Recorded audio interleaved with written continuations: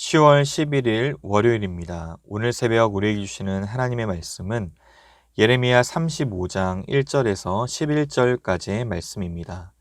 유다의 요시야 왕의 아들 요야김 때에 여호와께로부터 말씀이 예레미야에게 임하여 이르시되 너는 레갑 사람들의 집에 가서 그들에게 말하고 그들을 여호와의 집 한 방으로 데려다가 포도주를 마시게 하라 하시니라. 이에 내가 하바시냐의 손자요 예레미야의 아들인 야하사냐와 그의 형제와 그의 모든 아들과 모든 레갑 사람들을 데리고 여호와의 집에 이르러 익달의 아들 하나님의 사람 하나의 아들들의 방에 들였는데 그 방은 고관들의 방 곁이요 문을 지키는 살룸의 아들 마아세야의 방 위더라. 내가 레갑 사람들의 후손들 앞에 포도주가 가득한 종지와 술잔을 놓고 마시라 권하매 그들이 이르되 우리는 포도주를 마시지 아니하겠노라. 레갑의 아들 우리 손조 요나답이 우리에게 명령하여 이르기를 너희와 너희 자손은 영원히 포도주를 마시지 말며 너희가 집도 짓지 말며 파종도 하지 말며 포도원을 소유하지도 말고 너희는 평생 동안 장막에 살아라. 그리하면 너희가 머물러 사는 땅에서 너희 생명이 길리라 하였으므로 우리가 레갑의 아들 우리 선조 요나답이 우리에게 명령한 모든 말을 순종하여 우리와 우리 아내와 자녀가 평생 동안 포도주를 마시지 아니하며 살 집도 짓지 아니하며 포도원이나 밭이나 종자도 가지지 아니하고 장막에 살면서 우리 선조 요나답이 우리에게 명령한 대로 다 지켜 행하였노라. 그러나 바벨론의 느부갓네살 왕이 이 땅에 올라왔을 때 우리가 말하기를 갈대아인의 군대와 수리아인의 군대를 피하여 예루살렘으로 가자 하고 우리가 예루살렘에 살았노라. 아멘. 예레미야 35장을 시작하고 있는 오늘 본문은 본래 이방 출신으로 하나님을 진실하게 섬긴 레갑 사람들의 이야기가 소개되고 있습니다. 레갑 사람들은 겐 사람 레갑의 아들이었던 요나답의 후손들입니다. 요나답은 예후왕 시대의 인물로 이스라엘을 더럽힌 바알 숭배자들을 척결하는 데 지대한 공을 세우기도 했습니다.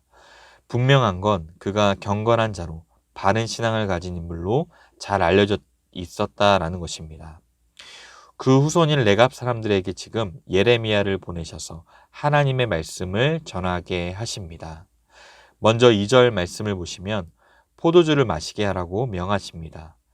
이에 예레미야는 여호와의 집 한 방으로 레갑 사람들을 데려갑니다. 4절의 설명대로 성전에 있던 하난의 아들들의 방입니다. 하난을 가리켜 하나님의 사람이란 표현을 쓰고 있는데 보통 구약 성경에서 하나님의 사람은 일반적으로 선지자를 가리키는 단어입니다. 따라서 하나는 선지자직을 감당하는 인물로 예상됩니다. 당시 불의하고 불신앙적인 시대 속에서 이처럼 하나님의 사람이라 불렸다라는 것은 그가 참으로 신실한 믿음을 소유한 인물이었음을 보여줍니다. 예레미야는 지금 이곳으로 레갑 사람들을 초대하여 포도주가 가득한 종지와 술잔을 놓고 마실 것을 권유하고 있습니다. 그런데 하나님께서는 왜 이러한 명령을 지금 그들에게 내리고 있는 것일까요? 이들의 경건한 삶을 누구보다 잘 아셨던 하나님은 예레미야로 하여금 포도주를 주었을 때 그들이 어떻게 하는지 시험하심으로 유다 백성들에게 본을 보이기 위함이었습니다. 레갑 사람들은 어떤 반응을 보이고 있나요? 포도주를 마시라는 예레미야의 권유를 단호히 거절합니다. 그 이유가 6절과 7절에 자세히 기록됩니다. 그들이 이르되 우리는 포도주를 마시지 아니하겠노라. 레갑의 아들 우리 선조 요나답이 우리에게 명령하여 이르기를 너희와 너희 자손은 영원히 포도주를 마시지 말며 너희가 집도 짓지 말며 파종도 하지 말며 포도원을 소유하지도 말고 너희는 평생 동안 장막에 살아라. 그리하면 너희가 머물러 사는 땅에서 너희 생명이 길리라.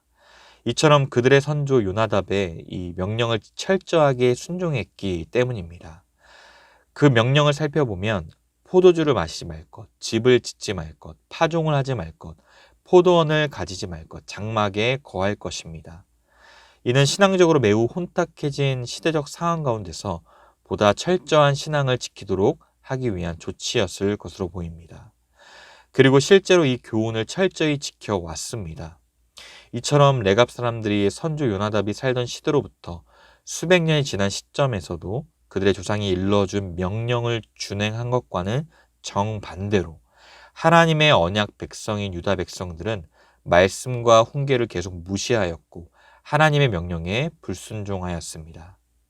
이러한 대조를 통하여서 하나님은 유다 백성들의 실상이 어떠한지 그들의 반복되는 불순종의 역사를 부각시키고 계십니다. 레갑 사람들은 11절의 말씀처럼 바벨론의 공격으로 예루살렘에 들어와 사는 신세였지만 여전히 조상으로부터 내려온 교훈에 따라서 믿음과 경건 생활을 결코 소홀히 하지 않았습니다. 이들이 포도주를 마시지 않고 장막 생활을 했다는 것은 세상 기준대로, 세상의 어떤 방식대로 살기를 거부했다라는 뜻이기도 합니다. 포도주를 마시지 않으므로 세상과 타협하지 않겠다라는 뜻을 드러내었고, 장막 생활로 세속화에 대한 어떤 경계를 나타냅니다. 어쩌면 레갑 사람들과 유다 백성들 사이에 공통점이 있다고 한다면 가나안 문화와 이방 종교에 물들지 않고 하나님의 말씀을 준행하며 살도록 명령을 받았다는 데 있을 겁니다. 한마디로 물들지 않도록 조심하라는 말이겠죠. 검은 사람들과 같이 있을 때는 자신이 검은 줄 모르다가 다른 색과 함께 있을 때 검은색이 드러나는 것처럼 하나님께서는 다른 색을 통해서 시험하심으로 어느새 검은색으로 변해버린 유다 백성들을 책망하는 것입니다.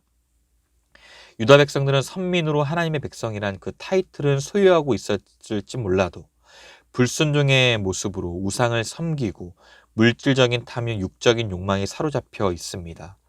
그러한 삶은 이방인들과 전혀 다를 바가 없는 삶이죠. 그런데 레갑 사람들은 북이스라엘 멸망 후에 남유다에 유입된 자들로서 유다 사람들과는 아무런 상관이 없었지만 하나님께서는 그들이 가진 신앙의 순수성을 높이 평가하십니다. 포도주를 한 번 정도 먹을 수도 있었습니다. 예레미야가 하나님의 집에서 내놓은 포도주였고 그것도 하나님의 말씀대로 마실 것을 강권하는데도 선지자를 봐서라도 그것을 거절하지 않을 수 있었습니다. 하지만 이들은 단호히 거절하죠. 신앙의 좋은 유산을 물려받은 대로 요나답의 뜻을 따라서 철저히 순종하는 삶을 살아왔던 것입니다.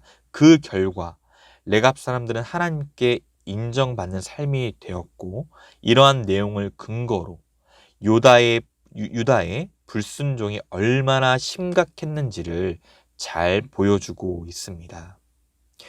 인생에 있어서 가장 위험한 일은 하나님이 무슨 말씀을 하셔도 움직이지 않는 것입니다. 더 이상 반응하지 않을 때이죠.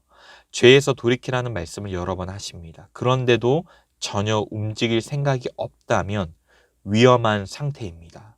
순종하지 않는 것이 익숙해질 정도라면 특히 더 위험합니다. 도저히 움직이지 않을 때 하나님은 심판의 도구를 사용하십니다. 구별된 삶을 살아가는 신실한 자들을 본보기로 사용하십니다. 왜냐하면 움직이게 해야 하기 때문이죠. 유다가 결국 망하는 것은 전혀 움직이지 않았기 때문입니다. 삶의 어느 곳이든지 움직임이 둔해지면 곧 죽는 것과 같습니다. 내 생각과 행동이 어떻게 움직이고 있는지 잘 살펴보아야 합니다. 하나님을 떠나 끝내 움직이지 않는다면 결국 심판을 받게 될 것입니다. 그럼에도 오히려 하나님께서는 친히 움직여 주셨습니다. 그 아들을 보내어 십자가에서 우리 죄를 대속하셨기에 이제 예수님 안에서 모든 순간마다 다르게 해석이 됩니다. 내가 잘못 행한 것에 대한 진노의 심판이 아니라 나를 움직이게 하시려는 생명의 개입이라는 사실을 말이죠. 하나님 말씀 앞에 내 생각과 내 행동이 계속 움직이는 은혜가 있기를 바랍니다. 사랑하는 성도 여러분, 오늘 하나님께서는 예레미야로 하여금 레갑 족속을 시험케 하십니다. 이들의 실예를 들어서 유다 백성들의 불순종과 패역을 책망하십니다. 비록 레갑 사람들은 아브라함의 혈통은 아니었지만 그 누구보다 그들의 선조 요나답의 명령에 따라서 하나님의 말씀에 철저히 순종하였습니다. 그러나 이에 반해 유다 백성들은 끝까지 회심하지 않고 죄를 고집하였을 뿐만 아니라 선지자들의 반복된 경고들을 계속 무시해 왔습니다. 하나님께서는 택한 백성들을 완전히 버리지는 않으시겠지만 그들의 범죄까지 묵과하지는 않으십니다. 따라서 이 땅의 성도들은 하나님의 자녀로 꾸준히 경건을 훈련하여 하나님의 뜻을 발견하고 그 뜻에 순종하는 아름다운 모습이 나타나야 할 것입니다.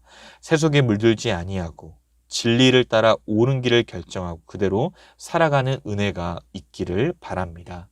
하나님의 언약과 말씀을 삶의 기준으로 삼아서 늘 신실한 자세로 하나님의 뜻을 온전히 이루어가는 거룩한 백성이 되기를 원합니다.